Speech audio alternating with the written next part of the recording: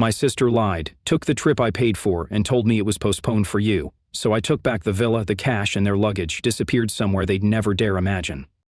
You told me the family vacation was postponed. I said it was for you. My sister smirked. So I took back every dollar, blocked their access to the villa, and made sure their bags went nowhere. I'm sorry, I said, blinking as I stared at my sister across the hallway. You said the trip was postponed, Clara. She didn't even flinch. She just kept scrolling on her phone, her glossy pink nails tapping lazily on the screen. Then she looked up at me with that smug, condescending smile I'd known since childhood. It was postponed, she said sweetly. For you. I felt the floor tilt beneath me. Just 2 weeks ago, she told me the vacation was canceled. Too expensive, she claimed. Dad isn't feeling well, she added. Let's aim for next season. But now, as I stood in our parents' house, still holding the bag of groceries I brought them, I saw the suitcases lined up at the door. I heard laughter coming from the kitchen, our parents joking, my brother bragging orders about packing the right outfits. They were leaving today without me. Unreal, I muttered, setting the bag down. You all lied to me. My mother looked up briefly, then down at her tea. My father didn't even bother looking away from his phone. No one spoke. Clara just shrugged, like it wasn't a big deal. You've been so busy lately, she said, her tone falsely sympathetic. We thought you'd appreciate the time to yourself. Busy? Right. I was the one who'd booked the villa, who sent Clara the deposit because she claimed her card was maxed out, the one who paid the travel insurance and helped our parents renew their passport, and they didn't just go without me, they planned to cut me out. I see, I said quietly. So I cover the costs, and then get told to enjoy the peace and quiet at home alone. Clara raised an eyebrow, clearly enjoying herself. You always complain about how we stress you out. We were just doing you a favor. The way she said it, like she was the hero of the story, like this wasn't the final act in a long, slow betrayal. I wanted to scream, to flip the kitchen table and yell about everything I'd done for them, but I didn't. Instead, I smiled, and that scared her more than any outburst could. Okay, I said, grabbing my keys. Enjoy your little trip. Her expression faltered. You're not mad? I gave a soft chuckle. No, I'm done. She looked confused for a moment, then amused, then for just a flicker of a second nervous. But it was too late. She played her game, now it was my turn. You know what hurts the most? It's not the fact that they went on a luxury family vacation without me. It's that I paid for it, every single part. It started 6 months ago. Clara called me in one of her usual fake let's connect as siblings moods. That should have been the first red flag. I found this gorgeous villa in Crete, she said. It has an infinity pool, private beach access, and you won't believe the chef's reviews. I laughed. Sounds like you're already packing your bags. Not yet, she said sweetly. It's just a little out of budget for Mom and Dad, and I don't want them to stress, you know? I thought maybe we could go in together, you and me, like a gift to the family. The way she said we made me pause, but she always knew how to dress her leeches in velvet words. I should have said no, but I didn't. I was the dependable one, the stable one, the invisible scaffolding holding up their chaos. So I wired the deposit for $1,000. Then came the surprise fees, flight changes, and rental car upgrades. Another $1,200 here, $1,700 there. When my parents heard about the trip, they smiled like royalty being honored. That's very mature of you, my mom said. Good to see you finally stepping up, my dad added. No thank you, no offer to contribute, just this expectation that I was the family piggy bank, but I didn't complain. Not when Clara needed help booking their ferry transfers, not when Dad asked me to just throw in for the travel insurance. I told myself I was doing it for the memories, for some illusion of a family I never really had, but now, I saw what they really thought of me, a means to an end, a wallet, a placeholder. The worst part? They didn't just lie, they orchestrated it, because a week before the trip, I casually asked Mom, so we're still good for the 14th, right? She blinked like I'd slapped her. Oh, actually, Clara said we're postponing until August, something about off-season deals. Clara lied to my face and then told Mom to cover it up. Even then, I tried to justify it. Maybe they just forgot to tell me the new plan. Maybe there was a mistake. But the truth exploded in my face the night before their flight. I stopped by our parents' house to drop off some paperwork and found Clara in the kitchen, laughing, spinning with excitement, tossing bathing suits into a suitcase. Didn't think you'd be here, she said flatly. You said it was postponed. She smiled like the devil in designer sunglasses. It was, for you, she said. It was so casual, like I wasn't even real, just some side character in her sitcom. I looked at the door. My dad was loading bags into the car. My mom was pouring champagne. They were celebrating before they even boarded the plane. Why? I asked, barely above a whisper. Clara tilted her head like I was slow. Come on, you really want to be there? You always ruin everything. You sit in the corner and judge everyone. No offense, but this trip needed to be light, no bad vibes. I laughed, a short, broken, stunned laugh. So you took my money? Your money? She scoffed. Oh, please. You live alone, no kids, no wife? What else are you spending it on? Then she rolled her eyes and walked past me like I was a coffee table. Something cracked in me. It wasn't rage, not yet. It was something colder, sharper, quieter, like a wire inside me finally snapped loose. I walked out without a word. But that night, I didn't sleep. I didn't cry. I didn't yell. I planned. I opened every app, every reservation, every invoice, every login, and what I found was beautiful. Because everything was in my name, the villa, the car rental, the catering, even the pool heating. They'd wanted me invisible. They should have made sure I didn't still have the keys to their kingdom. So I logged into the rental site, changed the locks, canceled the grocery delivery, contacted the concierge and blocked their numbers. I emailed the driver with a polite note. The guests under this reservation have been removed. No airport pickup required. And then I waited for the chaos, for the screams, for my phone to explode. Because they thought I was the fool. They forgot I was the one holding the matches. And I was done letting them walk all over me. They took the trip. I took my revenge. But it wasn't enough to cancel the villa access or block their phone numbers from the concierge. No, they still had one thing left, the luggage. You see, Clara's genius plan had one fatal flaw. She asked me to book everything, including the international baggage service. For their delicate items, she said. I want the luggage delivered straight to the villa, you know the way celebrities do it. I found this service that picks it up from the airport and drops it at the destination. Can you just handle it? It's like too many emails. So I handled it. I logged in, found a reservation. The status said scheduled for delivery tomorrow, 11 a.m. Perfect. I clicked edit location and stared at the empty field for a long, satisfying second. Then I typed in a Morgus Island goat farm, Greece. Yes, an actual location. Remote, mountainous, middle of nowhere. I even attached a special instruction note. Owner prefers no contact. Just leave bags by the fence. Don't disturb the animals. I was laughing so hard I had to sit down. I could already picture it, my sister's Louis Vuitton luggage, my dad's golf set, my mother's essential oils, all packed with obsessive care, now making their way up a dirt road toward a goat sanctuary. Poetic. Of course, I made sure everything was non-refundable, no changes allowed after dispatch. By the time they landed, they'd have nothing but their hand luggage, maybe a magazine, a granola bar, a pair of neck pillows. I closed the laptop and leaned back. For the first time in years, I didn't feel like the joke. The call started at 6:12 a.m. local time. I was eating cereal. The first was from my mother. Declined. Then Clara, then my father, then Clara again. They were getting desperate. Eventually I caved not to talk, just to listen. I hit answer and stayed silent. Clara's voice exploded out of the speaker. Where is my stuff? I took a slow sip of my coffee. Probably somewhere scenic, I said calmly. Maybe a nice mountain view, perfect for reflection. You sent our bags to a farm? She shrieked. A goat farm, I corrected. Don't worry, I hear they're very respectful with fragile items. She made a sound somewhere between a scream and a gasp. You're unbelievable, says the woman who planned a vacation behind my back and used my bank account to do it. My dad got on the phone. We're stuck here with nothing. You embarrassed this family. No, I said flatly, you embarrassed yourselves. I'm just returning the favor. Then I hung up, and this time, I blocked their numbers. The texts rolled in from unknown numbers, emotional blackmail on loop. This is Mom, using Clara's phone. Please call me, we're in trouble. You've made your point, fix this before it gets worse. We'll pay you back, just send the luggage back, please. But the goat farm doesn't do returns. I know, I called to ask. The owner sounded confused but cheerful. Bags arrived in good condition, he said in broken English. Very strange delivery, but my goats enjoy the company. One of them sleep on purple bag. I nearly dropped the phone from laughing. So now they were stuck in paradise. No clothes, no toiletries, no Wi-Fi. I revoked their code, no fridge service. I canceled the grocery drop-off, no driver. He'd already been told they weren't welcome, and no one to beg. I'd burned the bridge, then salted the ground. All they had was time and each other. No distractions, no servants, no access. Just silence, the kind I'd dreamed of for years. And as I danced barefoot in my kitchen, music playing, the sun shining through the window, I smiled because, for once, I wasn't the fool. I was the storm.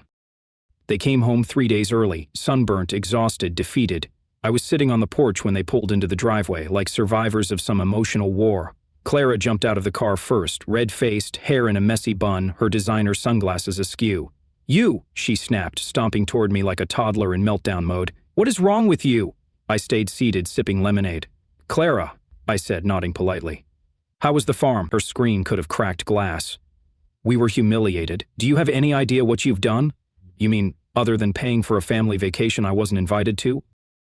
My mother came next, dragging 2 carry-cons and looking like she hadn't slept since Athens. Her expression flipped between guilt and fury. You embarrassed us, she shouted.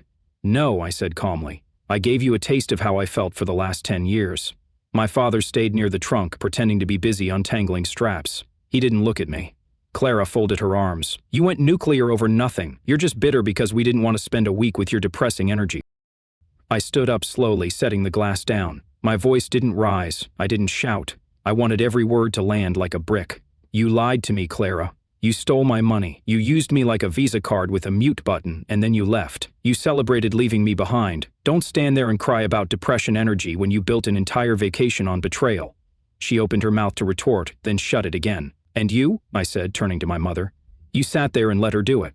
Lied to my face. Covered for her. All because she's your golden girl and I'm just, what, the donor? The placeholder son? Her lips trembled. We didn't mean, you never mean that. That's the problem. It's never real, never direct, just expectations. And now you're shocked that I finally stopped playing along. Finally, my father spoke. We're still your family. No, I said, you were. But families don't treat one of their own like a disposable wallet. Clara stepped forward again, pointing her finger in my face. You think you're so noble. You enjoyed this. You wanted us to suffer. Absolutely right, I said. You think I didn't enjoy watching karma hit you back for once in your life? After the years of your smug comments, your entitlement, the way you manipulate everyone to circle around you like you're some kind of royalty. Clara looked ready to explode. I have done nothing but try to keep this family together, she hissed. No, I snapped. You've done everything to keep me out of it. There was a heavy silence, and then, from behind the SUV, a quiet voice said, She's right. We all turned. It was Alex, Clara's husband. I didn't even know he was home. He looked exhausted, shoulders slumped, dark circles under his eyes. You know what, babe? He said, locking eyes on Clara. I've been silent long enough. He's right about everything. Excuse me? Clara spat. You treat him badly. You treat everyone like trash. You guilt, you gaslight, and then you cry about being the victim. Clara's mouth opened and closed. I saw the texts, he added. You planned the whole thing. You wanted him excluded, said you were sick of his bustle energy. My mom gasped. And then you used his money, Alex finished, and laughed about it. He turned to me. I'm sorry, man. I should have said something sooner. I just nodded. I didn't trust my voice. Clara stood there, red in the face, frozen. Then, finally, she cracked. This family is insane, she screamed. You're all turning on me after everything I've done. Exactly, I said, after everything. I turned toward the door. I'm done. This was the last act, my mom asked, voice small. You can keep your games, your hierarchy, your silence. I'm not part of it anymore. You can't just walk away, my dad grabbed. Watch me. I walked into the house, grabbed my pre-packed suitcase, and turned one last time at the doorway. By the way, I said, that goat who slept on your bag, his name is Hector. He sends his regards. And then I left. The next morning I woke up to something strange. Silence. No buzzing phone, no guilt-tripping voicemails, no request for money, no group chat pings, no can you just help us with. Just the hum of the fridge, the light breeze through the open window, a world without obligation. I lay in bed and stared at the ceiling, and for the first time in years, I smiled without forcing it. I didn't hear from them for 2 weeks. It was glorious. No Clara, no dramatic texts, no cryptic posts on social media. My parents didn't call. My father, the head of the household, went back to ignoring me like he always had unless I was paying a bill. But the best part? I didn't care. I cleaned out my apartment, got rid of things that weighed me down, took time off work. I went to the beach by myself, bought a stupidly expensive milkshake without justifying it. I didn't have to save it for someone else's vacation anymore. I was alive. Then came the email, subject line, "Let's talk," from Mom. No hi, no I miss you, just, you've made your point, but this is still your family. Clara is devastated. She's in therapy now. We hope you'll come around before it gets worse. Dad says it's time to put this behind us. Maybe Sunday dinner next week. I stared at the screen. They were still using the same script, still playing the same roles, only now they didn't have a stage or an audience. I clicked archive without replying. But life, of course, never lets the drama die peacefully. A few days later, I got a call from an unknown number. I usually don't answer those, but I did. Hey, it's Alex, Clara's husband. I didn't say anything, just waited. I'm sorry to bother you. I know you probably don't want to hear about this, but, Clara left. I blinked. Left what? Me, the house, everything. He said. At that day, things blew up. She couldn't handle the backlash. Your parents kept trying to pretend nothing happened, but she spiraled, said everyone betrayed her. I said nothing. I just wanted to say you weren't crazy, he added quietly. She manipulated all of us, but you were the only one who ever stood up to her. He paused. Anyway, if you ever need anything, beer, coffee, or a chill, forget them all, convo. I'm always around. It wasn't much, but it felt like a crack in the wall, one that let the truth leak through. The next week, I ran into someone unexpected at the grocery store. Linda. She was the one person in the family who had always been neutral, quiet, observing, never taking sides. Hey, she said gently, just wanted to tell you I heard what happened. I braced myself. And I'm proud of you. I blinked. Excuse me? You did what none of us ever had the courage to do. You set boundaries, you stood up to all of them, you broke the cycle. She squeezed my arm before walking off. That moment stayed with me for days. On Saturday morning, I got a message request on Instagram. I didn't recognize the name. It was from one of Clara's old friends, a girl I barely remembered from her wedding. Hi, I hope it's okay. I'm reaching out. I saw what happened, and I just wanted to say I always admired you. You were the only one in your family who ever looked like you were actually listening when people talked. You deserved better. I sat there, phone in hand, trying to process what I was feeling. It wasn't anger, it wasn't pride, it was peace. They tried to exile me, but I had set myself free. A week later, I bought a ticket to Iceland. Just me. Just to see the northern lights. I didn't tell anyone, didn't post about it, didn't ask for permission.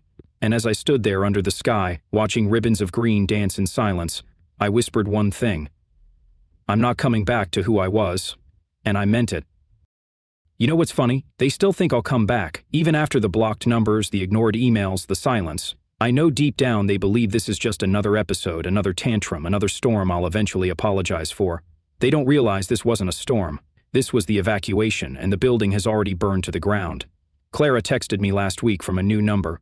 I know you hate me, but just know therapy is helping. I'm trying to change. No apology, just that manipulative half-confession designed to make me feel guilty. I deleted it without reading the rest. My mother sent a birthday card with $25 in it, like that would erase 15 years of emotional debt. She signed it. We're still proud of you. Proud. They don't even know who I am anymore. And that's the point. You want to know who I am now?